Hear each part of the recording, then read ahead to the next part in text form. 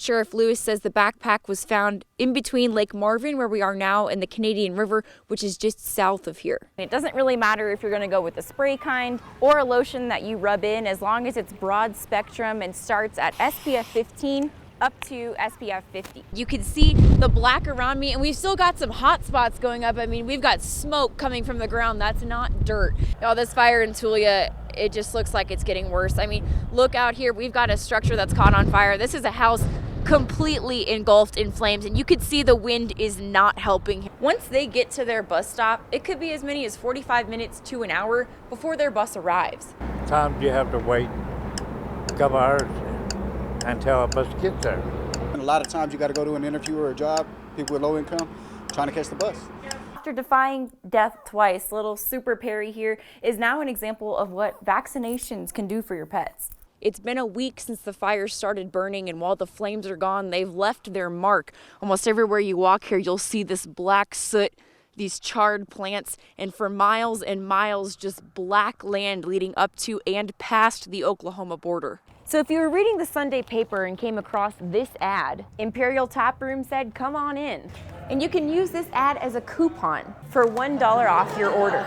We all know the baseball stadium construction has not started. Much of this has to do with those contractors, Wallace and Bajali, splitting up in January of 2015 after already moving slowly. Concern for law enforcement who cannot get their hands on these rifles as easily. We looked into why.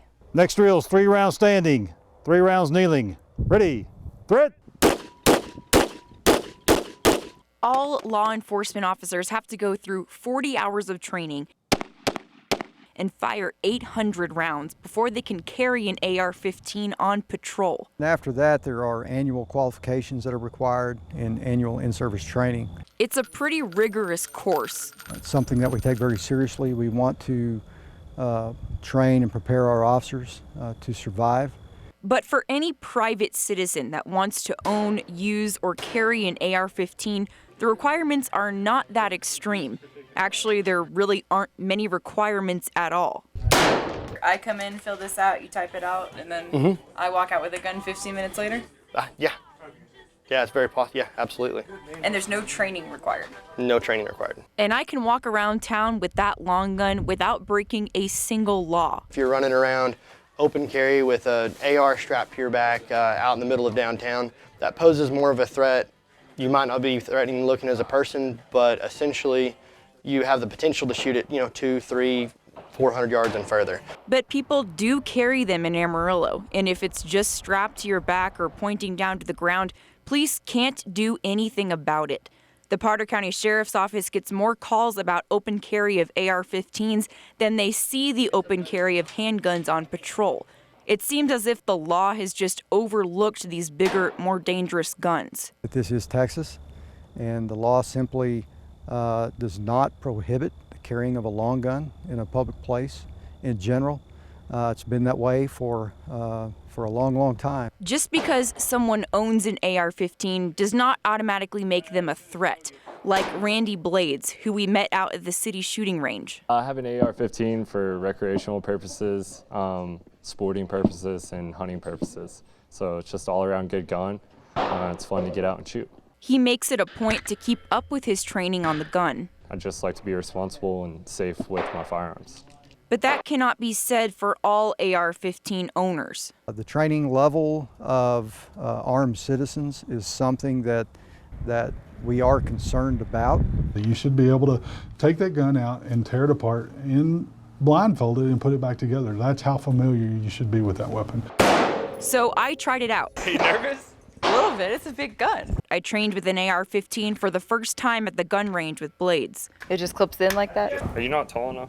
I guess not. Standing up. It was not too hard to figure out. All the way back. Does that do load it? But learning how to use this gun is not something I could have safely done on my own. That's how it's supposed to look back then. This was like a different picture. The purpose of a buddy bench is to make sure anyone feeling left out at school has a friend to play with at recess. So if you sit down on it... The rules are that the first person you come across, you have to say yes to them if they invite you. So you could have a friend to play with for recess, or anything that involves being outside. Bradley wants to put a buddy bench at his and his sister's old elementary school, Pleasant Valley, and wishes something like this had been there when they were students. I think that it'll really help a lot of the kids, because I know growing up here myself that not all the kids are really all that social.